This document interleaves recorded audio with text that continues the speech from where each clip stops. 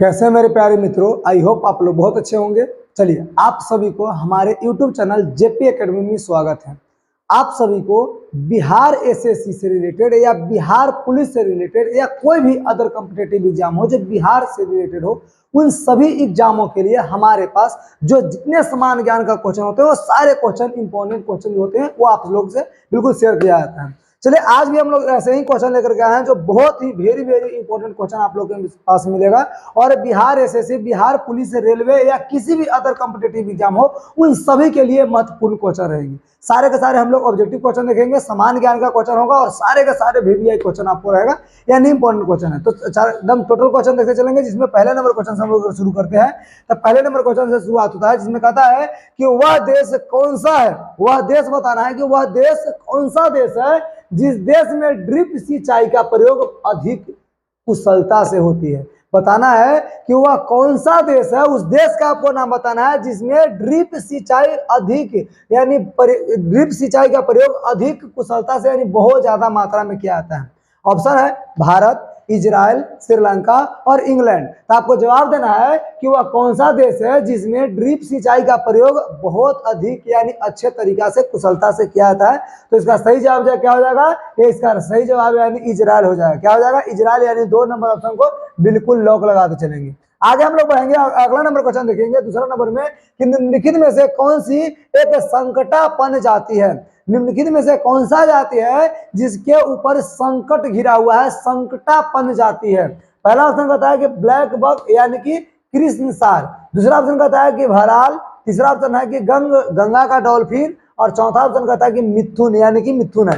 अब इसमें से आपको ये बताना है कि निम्नलिखित में से कौन सा एक संकटापन्न जाति है जिसका संकट भरा हुआ है, यानी उसके जिंदगी में वो खत्म होने वाला है, वो अब रहने वाला नहीं है, हमारे पृथ्वी से समझिए कि उड़ने वाला है। तो संकटापन्न जाति इसमें से कौन हो जाएंगे, तो इसका राइट आंसर 2 हो जाएगा, यानी भराल। क्या हो जाएगा, भराल इसका सही जवाब होगा, यानी भराल को ऑप्शन को बिल्कुल मान चलेंगे, 2 नंबर ऑप्शन को बिल्कुल करेक्ट जवाब आता है। तीसरा नंबर क्वेश्चन है, बहुत अच्छा जवाब क्वेश्चन का जवाब है क्या कि निम्न मानव कहता है कि निम्न मानव निर्मित विपदाओं में कौन सी सामाजिक रूप से प्रेरित है। निम्न मानव निर्मित विपदाओं में से कौन सी सामाजिक रूप से प्रेरित है। पहला ऑप्शन है मलबा स्खलन। पहला ऑप्शन क्या है, मलबा स्खलन है, जो विपदाओं में, मानव निर्मित विपदाओं में सबसे ज्यादा क्या है, सामाजिक रूप से प्रेरित करता है, मलबा स्खलन। दूसरा ऑप्शन कहता है खारे जल का अंतर्वेद। तीसरा ऑप्शन कहता है कि गृहदाह और चौथा ऑप्शन कहता है कि ओजोन निशोषण, है ना। इसका सही जवाब बताना है कि निम्न मानव निर्मित विपदाओं में से कौन सी सामाजिक रूप से प्रेरित करता है। तो इसका राइट आंसर क्या हो जाएगा, इसका सही जवाब हो जाएगा 3 नंबर गृहदाह। क्या हो जाएगा, गृहदाह इसका सही जवाब होगा, यानी गृहदाह मानव निर्मित विपदाओं में से सामाजिक रूप से प्रेरित करता है। क्लियर, तो गृहदाह को हम लोग लॉक करते चलेंगे, यानी तीसरा नंबर ऑप्शन को। आगे अगर देखते चलेंगे तो चौथा नंबर क्वेश्चन कहता है कि रेडियो संचार में प्रेषण कहता एंटेना द्वारा उत्सर्जित संकेत का प्रतिबिंबित करता है, ये आपको बताना है कौन होता है। समताप मंडल पर, ओजोन मंडल पर, आयन मंडल पर या क्षोभ मंडल पर। तो बिल्कुल याद रखेंगे, इसका राइट आंसर जो होगा वो आपको बताना है कि रेडियो संचार में प्रेषण एंटेना जो होते हैं वो द्वारा उत्सर्जित संकेत प्रतिबिंब जो होते हैं वो होते हैं, बताइए कौन से होते हैं, समताप मंडल, ओजोन मंडल, आयन मंडल या कहता क्षोभ मंडल। तो इसका सही जवाब हो जाएगा आयन मंडल। बिल्कुल याद रखेंगे, ये क्वेश्चन अक्सर ऐसे ही पूछा जाता है, नहीं तो इसका तरीका हो सकता है कभी कभी चेंज करता है कि रेडियो संचार जो होता है कौन से मंडल से प्रभावित होते हैं। तो रेडियो संचार कौन से मंडल से क्या होता है, प्रभावित होते हैं। तो इसका राइट आंसर हो जाएगा आयन मंडल। कौन से मंडल से, आयन मंडल से। बिल्कुल याद रखेंगे, रेडियो तरंगे कहाँ धरती है, आयन मंडल में धरती है। तो 3 नंबर ऑप्शन बिल्कुल सही जवाब आता है। अगला नंबर क्वेश्चन देखेंगे 5 नंबर, और ये क्वेश्चन देखिए कितना बढ़िया क्वेश्चन आया है कि Kaladan multi modal transit transport project जो है KMTTP का लक्ष्य कोलकाता बंदरगाह को किस देश से जोड़ना होता है, यानी कलकत्ता के बंदरगाह को किस देश से जोड़ना होता है, एक KMTTP है ना। तो इसका आपको जवाब देना है, कहता है कि नेपाल, म्यांमार, बांग्लादेश या भूटान। तो कलकत्ता बंदरगाह को किस देश से जोड़ता है, इसका जवाब क्या हो जाएगा, इसका राइट यानी कि सही जवाब जो आने वाला है ये म्यांमार होने वाला है, म्यांमार। यानी दूसरा नंबर बिल्कुल सही जवाब है कि कलादान मल्टी मॉडल ट्रांजिट कहता है ट्रांसपोर्ट प्रोजेक्ट जो है, जिसमें से लक्ष्य जो है कोलकाता बंदरगाह को किससे यानी कि म्यांमार देश से जोड़ना होता है। तो 2 नंबर ऑप्शन बिल्कुल सही जवाब आता है। क्लियर। आगे अगर हम लोग बढ़ेंगे तो अगला नंबर क्वेश्चन देखिए क्या कहता है, क्वेश्चन नंबर 6, यूनेस्को कहता है UNESCO यानी यूनेस्को का मुख्यालय बताना है कहाँ है। यूनेस्को का मुख्यालय कहाँ है, कहता पेरिस में, हेग में, न्यूयॉर्क में या इनमें से कोई नहीं। ये आपको जवाब देना है कि यूनेस्को का मुख्यालय कहाँ है। तो राइट आंसर क्या हो जाएगा, पेरिस में। यूनेस्को का मुख्यालय कहाँ है, पेरिस में। तो बिल्कुल 1 नंबर ऑप्शन को लॉक लगाते चलेंगे। आगे हम लोग देखते चलेंगे क्वेश्चन नंबर देखिए 7 क्या कहता है। क्वेश्चन नंबर 7 कहता है प्रसिद्ध पुस्तक सत्यार्थ प्रकाश किसने लिखा था। प्रसिद्ध जो पुस्तक है सत्यार्थ प्रकाश, उसको किसने लिखा था। पहला ऑप्शन स्वामी दयानंद सरस्वती, दूसरा ऑप्शन कहता है बंकिम चंद्र चटर्जी, तीसरा ऑप्शन है कि बीडी सावरकर, चौथा ऑप्शन कहता है बाल गंगाधर तिलक। इसका राइट आंसर आपको बताना है कि प्रसिद्ध पुस्तक सत्यार्थ प्रकाश किसने लिखा था। तो इसका राइट आंसर क्या हो जाएगा, राइट आंसर आपका होने वाला पहला नंबर स्वामी दयानंद सरस्वती। प्रसिद्ध पुस्तक सत्यार्थ प्रकाश किसने लिखा था, स्वामी दयानंद सरस्वती। क्लियर। तो पहले नंबर ऑप्शन बिल्कुल सही जवाब आता है। आगे क्वेश्चन देखेंगे 8 नंबर, जिसमें कहता है कि राष्ट्रीय गीत वंदे मातरम किस उपन्यास में शामिल है। राष्ट्रीय गीत जो हम लोग गाते हैं वंदे मातरम, वो कौन से उपन्यास में शामिल है, गोरा में या दूरदेशी नंदिनी में, गोदान में या आनंद मठ में। इसका सही जवाब देना है कि राष्ट्रीय गीत वंदे मातरम किस उपन्यास में शामिल है। तो इसका सही जवाब हो जाएगा आनंद मठ में। किसमें, आनंद मठ में शामिल है। क्लियर। राष्ट्रीय गीत वंदे मातरम कहां से लिया गया है, आनंद मठ उपन्यास से लिया गया है। तो चौथा नंबर ऑप्शन है इसका बिल्कुल सही जवाब आप लोग मारते चलेंगे। आगे क्वेश्चन देखेंगे 9 नंबर, जिसमें कहता है कि किस फिल्म ने, आपको जवाब देना है कौन सा ऐसा फिल्म है भारत का जो सर्वश्रेष्ठ फिल्म का राष्ट्रीय फिल्म पुरस्कार जीत हासिल किया। अब आपको बताना है, पहला ऑप्शन कहता है कौन, पुष्पा झुकेगा नहीं, याद शायद होगा कि पुष्पा द राइजन। दूसरा ऑप्शन कहता है कि रॉकस्टी द नाम्बी इफेक्ट। तीसरा ऑप्शन कहता है गंगूबाई जो कठियावाड़ी है ना। और चौथा ऑप्शन कहता है कि मिनी। और इसका आपको जवाब देना है कौन सा। इसका सही जवाब होगा कि किस फिल्म ने सर्वश्रेष्ठ फिल्म का राष्ट्रीय फिल्म पुरस्कार जीत हासिल किया। तो इसका राइट आंसर क्या होने वाला है, 2 नंबर ऑप्शन रॉकी फिल्म। आप नाम सुने होंगे रॉकी, जिसमें आपको सोने का जो खजाना वगैरह जो होता है उस सब के बारे में दर्शाया गया। KGF के नाम आप सुने होंगे, है ना। तो इस तरह से रॉकी भाई, रॉकिस्ट्री द नाम्बी इफेक्ट। तो ये आपका 2 नंबर बिल्कुल सही जवाब आता है। चलिए 2 नंबर जो है रॉकिस्ट्री द नाम्बी इफेक्ट, ये आपका जो है बिल्कुल 2 नंबर को बिल्कुल याद रखेंगे, राष्ट्रीय फिल्म पुरस्कार क्या किया है, जीत हासिल किया है। अगला नंबर क्वेश्चन देखेंगे 10 नंबर क्वेश्चन कि भारत का चावल भंडार किस राज्य को कहा जाता है। भारत का चावल भंडार के नाम से कौन से राज्य को जाना जाता है, हरियाणा को, केरल को, पश्चिम बंगाल को या आंध्र प्रदेश को। तो आपको पता होना चाहिए कि भारत का चावल का भंडार या भारत के चावल का कटोरा के नाम से जो जाना जाता है वो आंध्र प्रदेश को जाना जाता है। किसको, आंध्र प्रदेश के। भारत के चावल का भंडार या भारत के चावल का कटोरा के नाम से जाना जाता है, आंध्र प्रदेश को नाम से जाना जाता है। क्लियर। तो चौथा नंबर बिल्कुल इसका सही जवाब होता है। अगला ऑप्शन कहेंगे कि सदाकत आश्रम कहाँ स्थित है। सदाकत आश्रम बताना है आपको कि कहां पर अवस्थित है। पहला ऑप्शन है पटना में, दूसरा वैशाली में, तीसरा गया में और चौथा भागलपुर में। सदाकत आश्रम कहाँ अवस्थित है, कहाँ स्थित है। तो इसका राइट आंसर क्या होने वाला है, पटना में। यानी 1 नंबर ऑप्शन बिल्कुल सही जवाब है। सदाकत आश्रम जो है ये पटना में स्थित है। क्लियर। चलिए 1 नंबर ऑप्शन को लॉक लगाते चलेंगे। आगे क्वेश्चन नंबर 12 कहता है कि कौन से बौद्ध स्थल में, आपको बताना है कि कौन से बुद्ध भगवान का ऐसा मंदिर है, बौद्ध स्थल मठ है जहां पे पत्थर से तराशे शिल्प नहीं है, यानी पत्थर से बनाया हुआ वो शिल्प नहीं मिलता है। आपको जवाब देना है कि कौन से बौद्ध स्थल में पत्थर से तराशे शिल्प नहीं है। अजंता में, या कहता है कि काले में, नासिक में, या नागा अर्जुन कोंडा में। इसका जवाब आपको देना है कौन से बौद्ध स्थल में पत्थर से तराशे शिल्प नहीं है। तो इसका राइट आंसर क्या होने वाला है? चौथा नंबर ऑप्शन, नागा अर्जुन कोंडा में। नागा अर्जुन कोंडा इसका बिल्कुल सही जवाब यानी कि राइट आंसर हो जाएंगे। तो चौथे नंबर ऑप्शन को लॉक लगाते चलेंगे। आगे देखेंगे 13 नंबर क्वेश्चन, भारत की संसद में होते हैं, बताइए इनमें से कौन कौन जो है वो भारत के संसद में होते हैं। पहला ऑप्शन कहता है कि लोकसभा, राज्यसभा और राज्य विधानसभाएं होते हैं। दूसरा ऑप्शन कहता है कि लोकसभा और राज्यसभा होते हैं। भारत के संसद में लोकसभा, राज्यसभा और भारत के राष्ट्रपति होते हैं। और चौथा ऑप्शन कहता है कि लोकसभा, राज्यसभा और भारत के उच्च न्यायालय यानी सुप्रीम कोर्ट होते हैं। इसका सही जवाब आपको देना है कि भारत के संसद में क्या होते हैं, है ना। तो इसका राइट आंसर क्या हो जाएगा? लोकसभा, राज्यसभा और भारत के राष्ट्रपति होते हैं। लोकसभा होते हैं, राज्यसभा होते हैं और क्या होते हैं? भारत के राष्ट्रपति होते हैं भारत के संसद में। तो 3 नंबर ऑप्शन को क्या करेंगे? लॉक लगाते चलेंगे। आगे देखेंगे हम लोग 14 नंबर क्वेश्चन, जिसमें कहता है कि श्रीमती प्रतिभा पाटिल, आपको पता होना चाहिए कि श्रीमती प्रतिभा पाटिल भारत के पूर्व यानी कि भूतपूर्व राष्ट्रपति बन चुकी हैं। भारत के भूतपूर्व क्या है? राष्ट्रपति। कौन?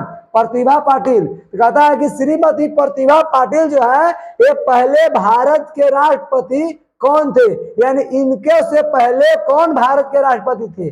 श्रीमती प्रतिभा देवी पाटिल जो है इनसे पहले भारत के राष्ट्रपति कौन थे? श्री प्रणब मुखर्जी। दूसरा ऑप्शन कहता है श्री के.आर. नारायण। तीसरा ऑप्शन कहता है श्री R.K. वेंकटरमन और चौथा ऑप्शन कहता है डॉक्टर APJ अब्दुल कलाम। आपको सही जवाब देना है कि श्रीमती प्रतिभा पाटिल से पहले बताइए भारत के राष्ट्रपति कौन थे। तो इसका राइट आंसर क्या हो जाएगा? Doctor APJ Abdul Kalam. Doctor APJ Abdul Kalam. याद रखिए श्रीमती प्रतिभा देवी पाटिल जो है इनको से पहले APJ अब्दुल कलाम भारत के क्या थे? राष्ट्रपति थे। क्लियर? तो डी नंबर ऑप्शन को बिल्कुल लॉक लगा चलेंगे। और आगे हम लोग देखेंगे 15 नंबर क्वेश्चन। कहता है फॉरवर्ड ब्लॉक किस वर्ष में सुभाष चंद्र बोस द्वारा स्थापित किया गया था? फॉरवर्ड ब्लॉक जो है वो कौन से वर्ष में, कौन से साल सुभाष चंद्र बोस द्वारा स्थापित किया गया था? ये आपको जवाब देना है। 1937 में, 1938 में, 1939 में या 1940 में। इसका सही आपको जवाब देना है कि फॉरवर्ड ब्लॉक किस वर्ष सुभाष चंद्र बोस द्वारा स्थापित किया गया। तो 1939 इसका राइट आंसर होगा। क्या हो जाएगा? 1939 ईस्वी। तो 3 नंबर ऑप्शन को क्या करेंगे? लॉक लगाते चलेंगे। आगे हम लोग देखेंगे 16 नंबर क्वेश्चन कि हमारे संविधान का अनुच्छेद 14 किससे संबंधित रहता है? हमारे भारत के संविधान का अनुच्छेद 14 जो है वो किससे संबंधित, किससे रिलेटेड है? बताना। पहला ऑप्शन कि कानून के समक्ष समानता के। दूसरा ऑप्शन है कि धार्मिक स्वतंत्रता के। तीसरा ऑप्शन कहता है सरकारी नौकरियों में समानता के अवसर। और चौथा ऑप्शन कहता है सांस्कृतिक और शैक्षणिक अधिकार के। अब बताइए आपको कौन सा जवाब इसमें से सही है कि हमारे संविधान के अनुच्छेद 14 में किससे संबंधित है? तो इसका राइट आंसर क्या हो जाएगा? पहले नंबर यानी कानून के समक्ष समानता।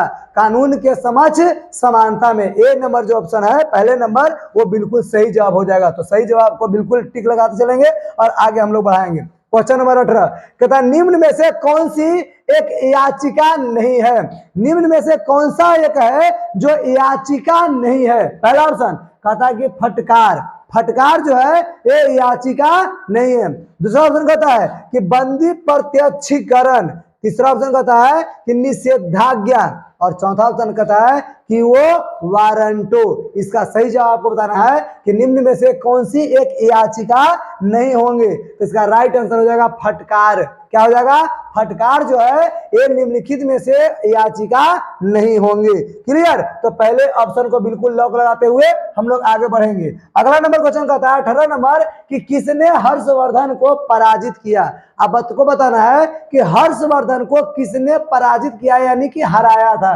देवपाल ने, कुमार गुप्ता, या कि पुलकेशिन द्वितीय, या भोज। आपको जो सही जवाब देना है कि बताइए कि कौन से वैसे राजा थे जो हर्षवर्धन को पराजित किया था यानी हराया था। तो इसका राइट आंसर क्या होने वाला है? इसका सही जवाब हो जाएगा पुलकेशिन द्वितीय। कौन हो जाएगा? पुलकेशिन द्वितीय ने हर्षवर्धन को क्या किया था? हरा दिया था यानी पराजित कर दिया था।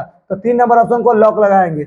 आगे हम लोग देखेंगे 19 नंबर कि बिहार राज्य के मिथिला क्षेत्र का वह प्रसिद्ध विद्वान जिसने मीमांसा एवं वेदांत दर्शन के प्रति उल्लेखनीय योगदान दिया। आपको सही जवाब देना है इसका क्या कि बिहार राज्य के मिथिला क्षेत्र का वह प्रसिद्ध विद्वान जिसने मीमांसा और वेदांत दर्शन के प्रति उल्लेखनीय के योगदान दिया था। इसका राइट आंसर क्या हो जाएगा?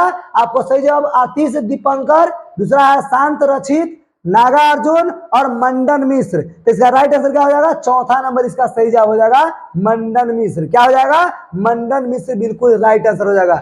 बिहार राज्य के मिथिला क्षेत्र का वो प्रसिद्ध विद्वान जिसने मीमांसा एवं वेदांत दर्शन के प्रति उल्लेखनीय योगदान दिया, मंडन मिश्र हो जाएंगे। तो 4 नंबर ऑप्शन को बिल्कुल लॉक लगाते चलेंगे। आगे हम लोग देखेंगे 20 नंबर क्वेश्चन कि 2011 की जनगणना के अनुसार 2011 की जनगणना के अनुसार भारत की जनसंख्या लगभग कितनी है? 2011 की, आज की जनगणना नहीं, 2011 के जनगणना के अनुसार भारत के कुल जनसंख्या बताना है कितनी है? 121 करोड़, 140 करोड़, 108 करोड़ या 88 करोड़। इसका सही जवाब आपको देना है। तो इसका राइट आंसर आपको बता दे कि इसका राइट आंसर पहला नंबर हो जाएगा यानी 121 करोड़। अभी जो वर्तमान की बात करें तो लगभग में 140 करोड़ आता है, 140 करोड़ के आसपास में। ऐसा एक्यूरेट नहीं हुआ क्योंकि अभी तक पूरी जारी नहीं हुआ है ना। तो 140 करोड़ के आसपास में है, लेकिन हम 11 की बात कर रहे हैं और 11 में ये कितना होता है?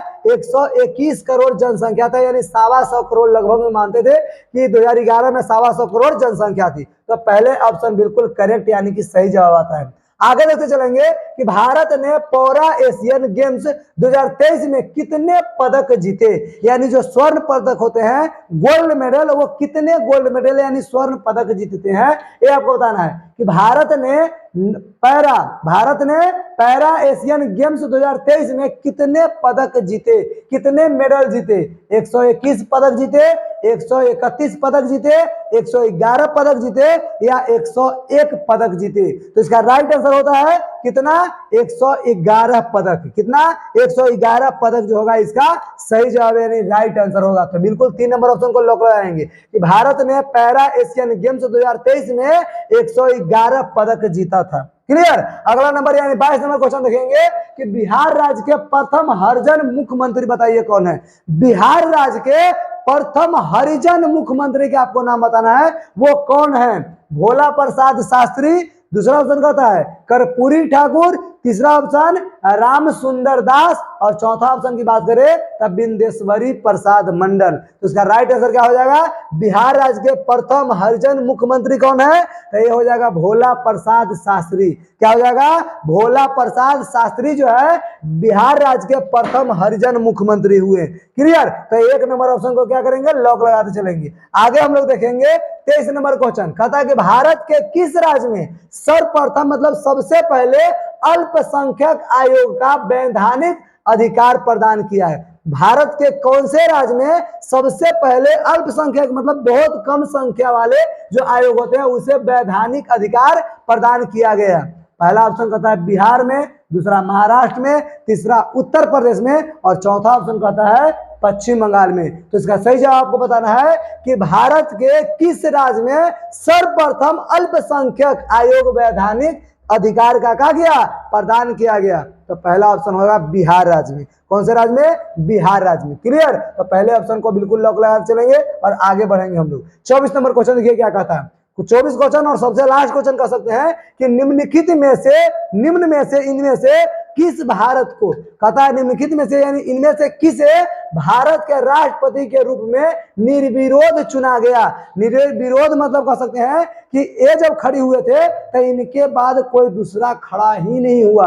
बताइए कौन है जो चुने गए थे राष्ट्रपति? Doctor S Radhakrishnan, doctor Zakir Hussain, Neelam Sanjiva Reddy या बीबी गिरी? इसका सही जवाब आपको देना है। कौन सा इसका सही जवाब होगा कि निम्नलिखित में से किसे भारत के राष्ट्रपति के रूप में निर्विरोध चुना गया था, यानी इनके सामने से कोई खड़ा नहीं होने वाला था। तो पहला ऑप्शन हो जाएगा नीलम संजीव रेड्डी, नीलम संजीव रेड्डी, यानी तीसरा नंबर बिल्कुल सही जवाब होता है। और आप सभी को लास्ट तक वीडियो देखने के लिए तहे दिल से धन्यवाद। और ऐसे ही इंफॉर्मेशन वीडियो अगर देखना चाहते हैं हमारे चैनल को सब्सक्राइब करेंगे और कमेंट बिल्कुल करेंगे कि अगला बार जो है वो किस टॉपिक पे वीडियो बनाया जाए, और इसके हिसाब से आपका वीडियो बनेगा, और ताकि आप लोग को भी सहयोग हो और मेरा भी सहयोग हो। चलिए, थैंक यू, बाय।